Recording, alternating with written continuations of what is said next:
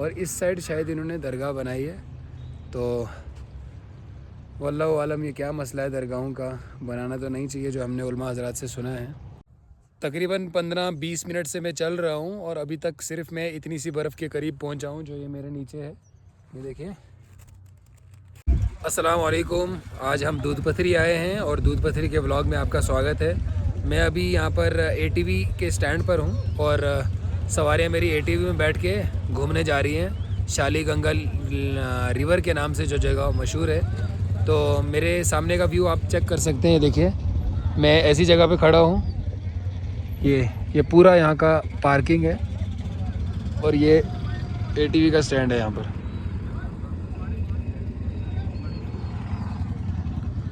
और ये पीछे मेरे गाड़ी है यहाँ पर जिस गाड़ी में हम आए हैं।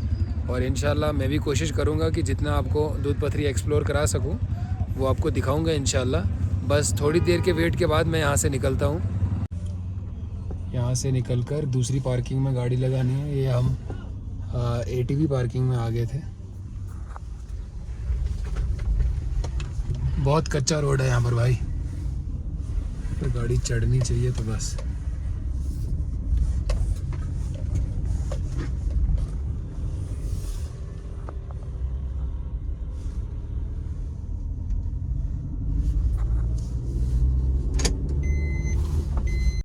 ये यहाँ पर गाड़ी पार्क हो गई है और मेरे पीछे जो मस्जिद है यहाँ पर इंशाल्लाह ज़ोहर की नमाज़ पढ़ेंगे।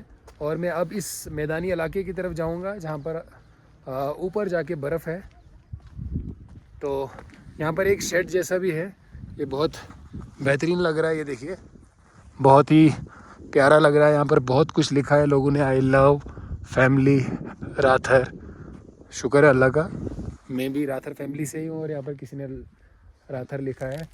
और यहाँ पर लिखा है फिट बाबू, फिट बाबू। और इस तरफ लिखा है आसिफ लव S+R, ऐसा कुछ लिखा है। ये जो माशूक होते हैं अपनी माशूकाओं के लिए बहुत कुछ लिख के जाते हैं टूरिस्ट प्लेसेस पे। और जब लोग इन प्लेसेस पे आकर इनको पढ़ते हैं तो बहुत हंसते हैं, खुश होते हैं और एहसास होता है कि दुनिया में लोग अभी भी हैं जो अल्लाह की नाफरमानी वाली ये मोहब्बतें करते हैं। तो इंशाल्लाह अल्लाह हम सब को ऐसी मोहब्बतों से बचाए। बस हम कोशिश करें कि हमारे समाज में निकाह आम हो जाए और ऐसी मोहब्बतें ख़त्म हो जाएं। फिर से भाई थकना शुरू हो गया हूँ मैं।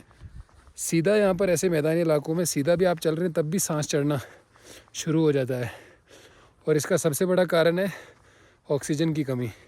अब मैं आपको दिखाता हूँ कि मैं किस तरफ जा रहा हूँ। सामने मेरे वो बर्फ़ है, इंशाअल्लाह उस बर्फ़ तक पहुँचने की कोशिश करूँगा। धूप अच्छी है, इसकी वजह से ज़्यादा ठंड नहीं लग रही है, लेकिन हाथ की जो उंगलियां हैं ये ठंडी हो गई हैं। गाड़ी से उतरे हुए हार्डली 4 मिनट हुए होंगे तो हाथ ठंडे होना शुरू हो गया है। सामने से 2 घोड़े वाले जा रहे हैं, इनके पास कोई टूरिस्ट नहीं है, खाली है, इंतज़ार कर रहे हैं कोई पर्यटक आएगा, हमारी घोड़े की सवारी लेगा तो हम शाम को पैसे कमा के घर जाएंगे। और दूध पथरी में बहुत सारे ऐसे लोग हैं जिनका रोज़गार टूरिस्ट से ही चलता है। टूरिस्ट ही इनकी असल कमाई है। जब टूरिस्ट आते हैं तो इनका ये पैसे कमाते हैं। भाई साहब यहाँ पर ऑक्सीजन की कमी होने की वजह से इंसान बहुत थक जाता है। अभी तकरीबन 10 मिनट हो चुके हैं मुझे चलते हुए, लेकिन थका मैं इतना हूँ कि ऐसा लग रहा है कि 10 घंटे से चल रहा हूँ। और ये बर्फ़ जो मुझे बहुत पास दिख रही थी वहाँ से, इतनी पास नहीं है, ये काफ़ी दूर है। और पीछे 2 कपल जो चल रहे थे उनके साथ घोड़े वाले जो रेट बोल रहे थे, बार्गेनिंग चल रहा था, वो नहीं करना है घोड़ा, वो करना है। इस चीज़ का भी बहुत दिक्कत होता है यहाँ पर कि घोड़ा एटीवी जितने एक्टिविटी वाले होते हैं फिर पीछे ही पड़ जाते हैं, भाई नहीं करो करो करो। अभी किसी का बजट नहीं है तो छोड़ देना चाहिए उनको कि भाई नहीं करना है, लेकिन उसे उम्मीद रहती है कि भाई मेरे घोड़े पे बैठ जाएगा, मेरी यहाँ गाड़ी पे बैठ जाएगा, 4 पैसे आ जाएंगे, इसलिए बार्गेनिंग काफ़ी देर तक लंबा चलता रहता है। मैं आपको दिखाता हूँ लेकिन अब एक बंदा इनके साथ है और बाकी घोड़े वाले वेट कर रहे हैं। ये देखिए, ये जो है तकरीबन 15-20 मिनट से मैं चल रहा हूँ और अभी तक सिर्फ मैं इतनी सी बर्फ़ के करीब पहुँचा हूँ जो ये मेरे नीचे है। ये देखिए, ये भी इतनी सख्त हो गई है सर्दी के साथ कि हाथ से टूट नहीं रही है, ज़ोर से उंगली ऐसे दबानी पड़ रही है तो फिर टूट रही है, एकदम सख्त हो चुकी है। और जब ये स्नो गिरता है तो ये बहुत सॉफ्ट होता है।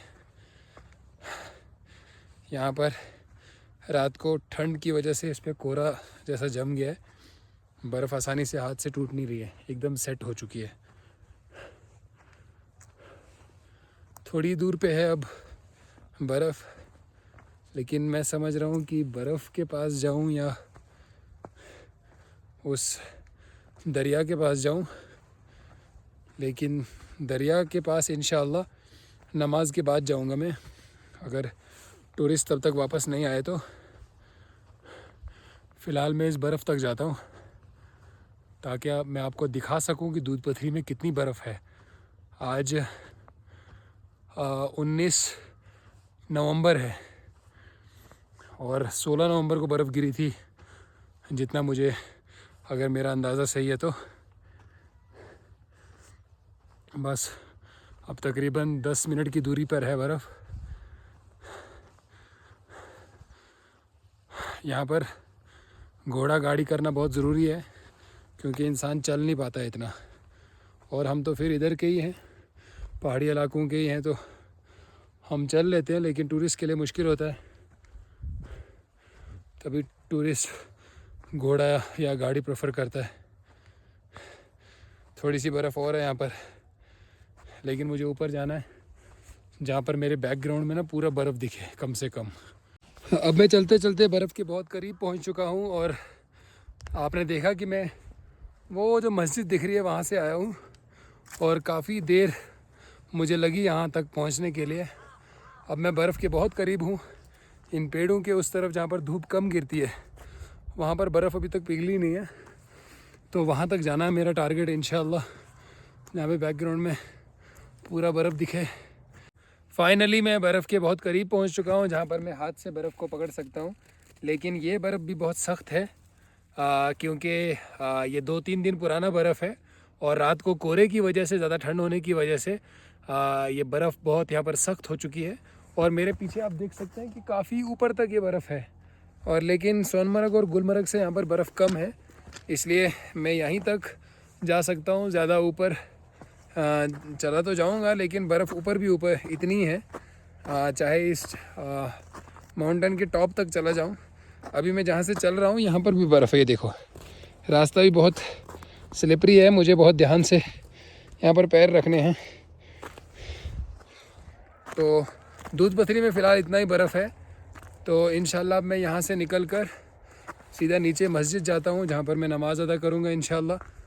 और देखो इन पेड़ों के नीचे, जहाँ पर इन पेड़ों की वजह से बर्फ़ नहीं गिरा है, तो यहाँ पर बर्फ़ नहीं है, लेकिन जहाँ पर खुले आसमान के नीचे साया है वहाँ पर अभी भी बर्फ़ बची हुई है, क्योंकि यहाँ पर धूप कम गिरती है तो बर्फ़ पिघली नहीं है। तो आप दिसंबर जनवरी एक्सपेक्ट कर सकते हैं कि इंशाल्लाह ये सब पूरा एरिया जो मेरे पीछे आपको ये मैदान दिख रहा है, ये सब भरा होगा बर्फ़ से इंशाल्लाह।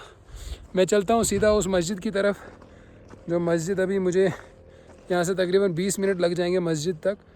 दिख तो बहुत पास रही है वो सामने जो आपको दिख रही है, वो मैं आपको थोड़ा जूम करके दिखाता हूँ, ये वाली मस्जिद है। तो इंशाल्लाह वहाँ पर जाके नमाज़ अदा करते हैं। उसके बाद अगर टूरिस्ट नहीं आए तो शालीगंगा रिवर है, वहाँ तक जाएंगे इंशाल्लाह। अब यहाँ से उतरने में थोड़ा मुश्किल है, चढ़ तो मैं आसानी से गया था। देखो जहाँ पर पैर रखा हूँ वहाँ पर स्लिप हो रहा है, ये देखो थोड़ा सा ऐसे स्लिप का मसला रहता है क्योंकि ये बर्फ़ सख्त है। ये बस थोड़ा सा रह गया और बर्फ़ वाला एरिया ख़त्म। तो बर्फ़ में पीछे छोड़ के अब सीधा मस्जिद की तरफ जा रहा हूँ, इंशाल्लाह नमाज़ ज़ोहर अदा करेंगे। अभी मैं मस्जिद के वज़ू खाने में हूँ। ये देखिए यहाँ पर वज़ू खाने ऐसे बनाए हैं इन्होंने, ये जगह है यहाँ पर इस मग से पानी भर के ऐसे वज़ू बनाते हैं। और ये वज़ू खाने की आसपास की जगह है जो मैं आपको दिखाता हूँ। ये देखिए, ये इस तरफ ऐसे, और यहाँ से ये रास्ता है, यहाँ से शॉर्टकट मस्जिद के अंदर एंट्री के लिए है। और इस साइड शायद इन्होंने दरगाह बनाई है। तो वल्लाहु आलम ये क्या मसला है दरगाहों का, बनाना तो नहीं चाहिए जो हमने उलमा हज़रात से सुना है। खैर, अल्लाह हम सब को अक़ल से नवाजे और सही रास्ते पे चलने की तौफ़ीक अता फ़रमाए। तो यहाँ पर मैं वज़ू बना लेता हूँ भाई, उसके बाद नमाज़ पढ़ते हैं इंशाअल्लाह। नहीं है नेटवर्क इधर, फिर चाचू आने हॉस्पिटल।